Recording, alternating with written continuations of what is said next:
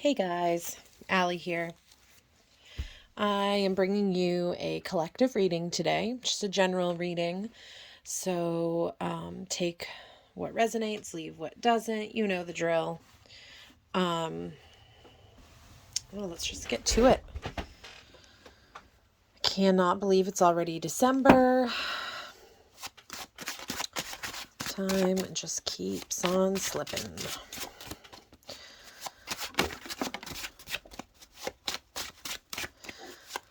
Some general energy for the collective today.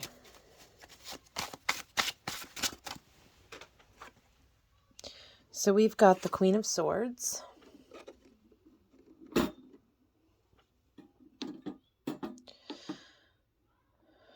Okay.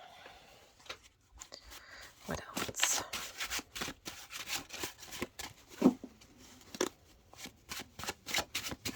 You know, when I think of the Queen of Swords, I think of an energy, a feminine, badass energy of just strength, courage, truth speaker.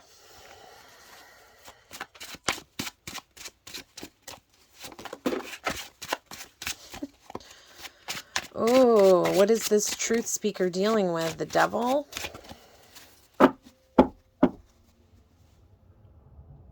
Justice on the bottom of the deck.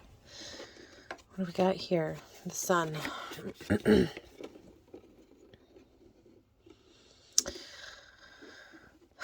Interesting. So we have the Queen of Swords here, who is pointing us in the direction of the sun, followed by the devil.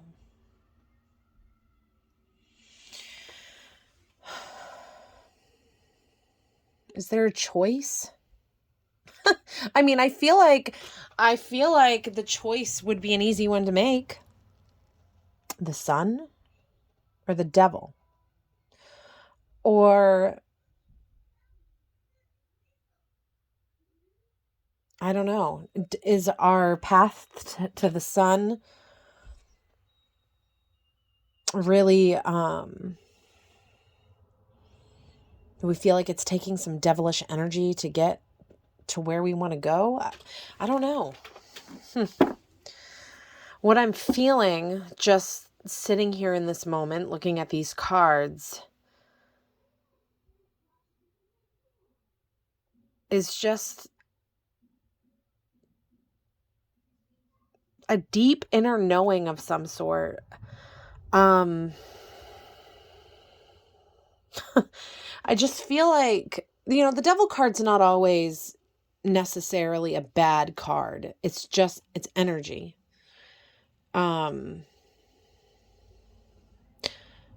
Possibly is something holding us back from our dreams. And the Queen of Swords is pointing that out here. Some vice maybe that's holding us back, keeping us chained.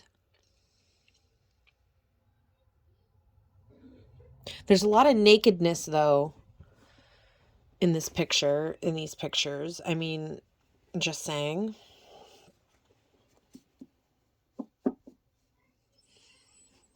Which really kind of speaks to vulnerability to me.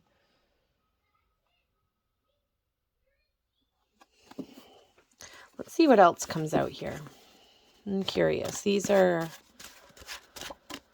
some really just powerful energies coming through. We've got the sun and the devil.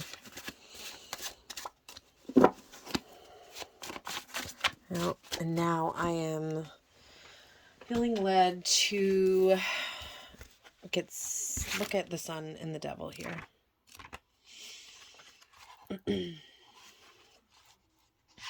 This, by the way, I'm looking in this book here, Tarot Basics by Evelyn Berger and Johannes Feibig. Sorry if I'm pronouncing that wrong. I love this book, though. It's an older book. Let's see, when was it even It came out in 1971, 1944. Yeah. This reprint must be from the 70s. Anyway, sorry, I know I'm rambling here. Okay. I am feeling led to read here. So I'm going to read the sun first. So from a human perspective, the sun presents the new day as it comes up over the horizon. And so it is with this card, which represents actual and constant birth. It carries new life. For an adult to be like a child again, he must live from the center. The term midlife refers to more than a person's age. It also refers to a person's energy. Depending on the relevant state of consciousness, it is possible to grow again, and in fact, to grow for the first time. This center of life is independent of a person's age. However, as soon as we have outgrown childhood and adolescence, it takes a conscious act in order to be a child again. This act is called the second birth. It means that as adults, we initiate the act of coming into life by ourselves, for ourselves. We replace conventional behavior and thought with a lifestyle we choose deliberately as the correct one for us. We select our relationships independent of our blood connections. Of course, we may choose relatives too. We make decisions about large and small events based on our will and by conscious choices instead of living by the dictates of habit and repetition. This is the way it is. So yeah, that's definitely a different take on my usual, the sun, your dreams. It is, there is this child here, and that freedom and love, no chains. Whereas you have these grown adults here chained by the devil. They've put the chains on themselves. All right, I'm going to go ahead and read the devil from here. Questioning values. Every human being brings something unique into this world, something that did not exist before and would never exist without the person. See the Hermit, it says. Every human has a gift within him or herself, but every one of us also brings characteristics and qualities that do not necessarily fit into the framework of established norms. These are gifts that remain in the dark, where they are ignored, considered taboo. As soon as the devil shows his face, this taboo is violated. What was hidden before is now visible. This is what makes the devil so special. We only need to know how to take advantage of him. Don't be upset. You have a chance to sow some wild oats. On the one hand, the devil represents a vampire, a heavy burden that has made your own life and that of others quite difficult. You have a right to be afraid of him, but you can now shed this part of your shadow because you realize his true nature. On the other hand, the devil represents the orphan. That is the part of you that you have paid little attention to in spite of the fact that you secretly long to acknowledge it. Now you can claim the orphan whenever you bring light into darkness. The vampire disintegrates into dust, and the orphan gains form and color. Face the unknown and study it until you know what is useful for you and what is not. Interesting. Okay. So I do feel like I got some downloads from that. I feel like we're being asked here to reclaim this rebirth. When we're young and we look at the world and we look at life, we often romanticize and, we don't know all of, it's just like the Fool card, you don't know what's on that path to come. And so you have this childlike joy. There's nothing, not even fear, because there's ignorance in this childlike faith. Ignorance of what happens in reality and the pain and the suffering. There's no fear here. And it's like, and I am seeing the Fool card in my mind's eye because the Fool takes on that same energy. And I always feel like the Fool is trying to go to the sun, trying to go to its hopes and dreams, but really we are we are traveling down a road that's leading to a rebirth. And something that really stuck out to me reading was with both of these cards, it seems like there is this leaving behind of societal norms and this choosing of the life that we want. And I find that beautiful because it's almost like things are not always as they seem. The devil seems like it would be the most negative card ever, but really it points to that inner part of us that we may ignore, like like that book just said. And maybe it's working through those tough things that don't want to look at. That'll lead us to the sun. Anyway, sorry, that was kind of a tangent. I'm going to pull more cards, but I really feel like that's what's coming through here. There's this rebirth, which leads to the Chariot, another major arcana card. There is a movement happening here. Movement happening in your life. There's change happening, and it looks like you're ready for it. The Chariot, isn't moving yet, but the rider's there, and he's ready. He's ready to go. Because I got so much out of reading that, I'm going to read the Chariot. This is somebody gifted me this book or let me borrow it. I honestly can't remember. I know who though. And, I just love it. All right. The Chariot. I'm finding a lot of, interpretations that really just help me to see a different perspective. All right. Focus. The Chariot. Okay, so dare to choose your own course. What is the most fateful relationship in life? The one we have with ourselves. The dynamic of the unconscious pulls us, drives us, stops us, and carries us. We can't control the rain. We can't control and rein our karma, the unconscious, and our life histories, but we can try to find the proper inner attitude to these. As John Lennon said, your karma is going to catch up with you anyhow. Better to recognize who your brother is in everyone you meet. The canopy of the wagon in the Crowley card bears the inscription Abracadabra. Let's see here. I think that's this one. Anyway, the unresolved contradictions in our lives gives us the sense that something is jinxed. To put it another way, when we deal with our inner impulses and our external goals and stop projecting, our magic reaches new levels.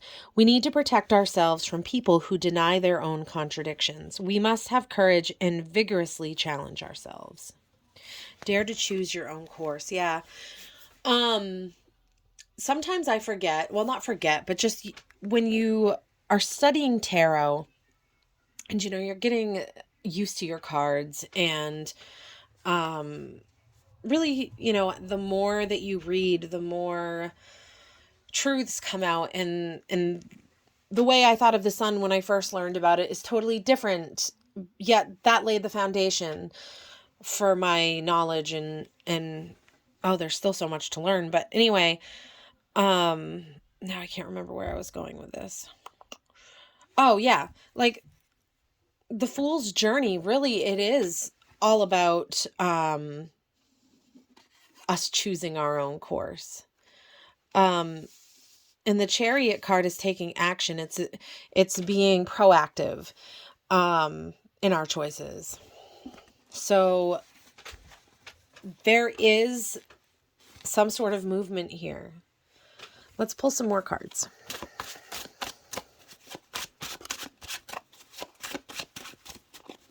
What else?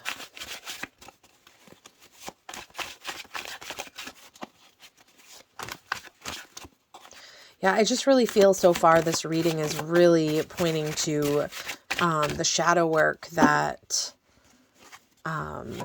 we need to do in our own lives. Okay, the Ace of Wands. Passion. Moving towards our passions. The Ace. I've heard before that aces are the card in the suits that represents like the energy of the suits in its purest form. So like wands. Wands are growth. Something that we're creating. Something that we're passionate about. And so if you're looking at that energy,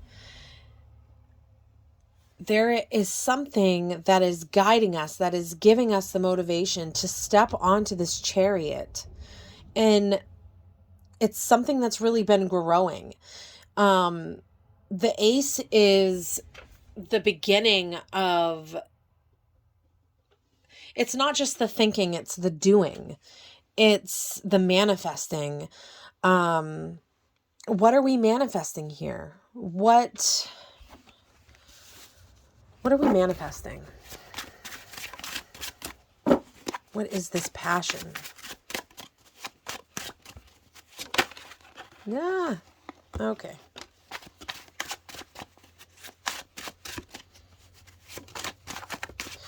Sorry, I keep hitting the camera here. One of my things I've been meaning to research is how to make this more, maybe change my setup a little bit here. Okay, so we have, it's something we're diligently working hard on and that we have been working on. As you can see here, this guy, this dude here, he's working away at that pentacle, and he's already got 7 of them there. And then he's got, let's see, he's got 3, 4, there's 6, 7, 8. Yeah, it's 8 of pentacles. Duh. Anyway, it's been a long week. He's working diligently, and he has been, and he's been saving. And, so this is something that to me is something in your physical realm. Whatever this passion is that is helping you to move forward is something in the physical world that you have been working on. Something that you have been diligent in, that you have history in, that you have, like, you're a pro at it. Like, you know your stuff.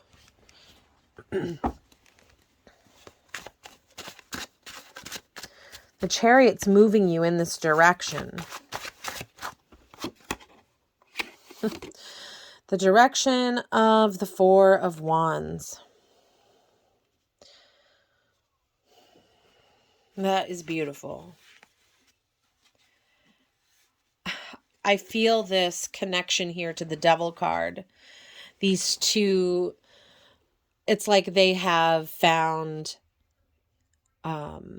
victory over the devil, over their shadows, over the things they've been afraid to face. They've released themselves from these chains and are now robed in this celebration together. I love this card. I'm actually curious as to, I can't remember exactly what this book has to say about the 4 of Wands. So I'm going to go ahead and read it. And just because I opened right to it, it also says wands represent fire. They stand for willpower, energy, zest for life, self-assertion, creativity, productivity, and growth. The world of the wands involves intentions, actions, engagements, and realization of power. Wands deal with enterprise, arrival, identity, self-confidence, intuition, exuberance, and success. All right, let's go to the wands. So, the 4 of Wands, the Eye of the Tiger. When you place power in spirituality, vitality and light in a circle facing each other. Like the ram and the dove in the Crowley card, you are looking into the eye of the tiger, the center of fire. The weight card, too, shows life as a powerful center accompanied by high tension. The Crowley card uses the images of Venus in Aries. The equivalent in the weight card is the blue and red color of the figures in the center of the card. We think of Venus as typically female and Aries as typically male. Recognizing both the male and female genders is your essential source of power. In addition, the relationship between Venus and Aries urges you to discover the strengths and weaknesses of the other gender in yourself as another challenge and source of power. If you are able to live with all the contradictions and energies that are part of you and that stand between you and the people in your life, you will always need and create new determination and enthusiasm. Do not be frightened by the challenge of the moment that seems contradictory. Avoid unhealthy stress as well as idle time. Consciously engage in your relationships and the tasks at hand. In this way, all your energies will have a chance to become involved. Find the courage to overcome limitations and contradictions so that you can discover new creative possibilities in them. The Eye of the Tiger. We are in the year of the tiger right now. Don't be surprised if you're really working through some amazing things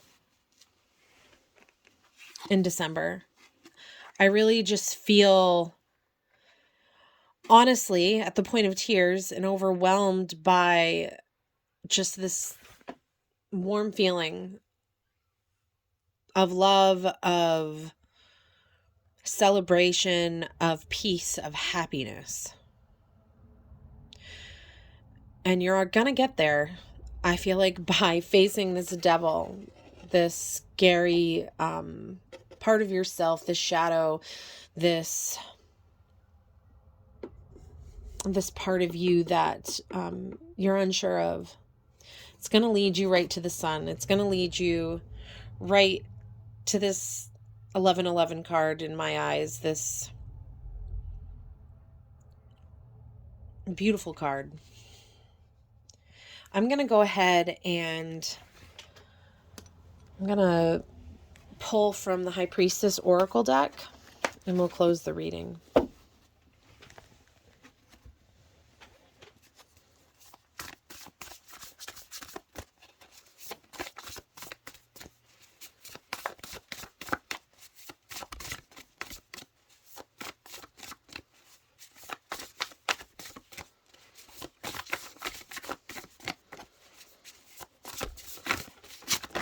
Okay, looks like we've got 2 cards. All right, we've got Friendship at the bottom of the deck. And we've got Setting Boundaries and Bright Heart Light. So setting boundaries, threshold, protection, honor. We've got sirens going by here.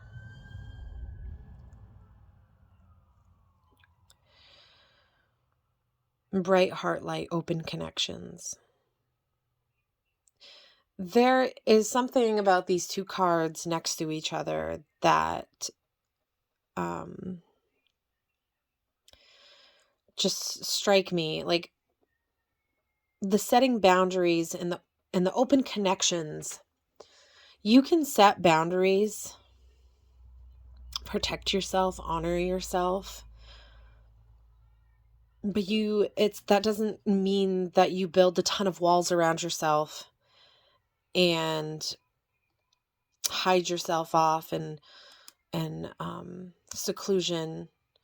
You can set boundaries and honor of yourself to protect yourself. But at the same time, you can also connect with others. I just find it beautiful. And there's this duality that keeps coming out lately, and I've tried to get this reading done quite a few times, and it was not the the right message coming through, but there did seem to be throughout all of the readings, this duality. Even the duality card actually came out of this deck. We are a lot of things. We are not just one thing. And that's okay. We can contradict ourselves. And we can embrace the duality within ourselves. Nothing's black and white in life. Nothing. Okay, anyway. Set some boundaries. Embrace this rebirth. Embrace this facing of fears, of shadows. It's going to lead us in amazing places. To places that we are passionate about. I am going to end it right there.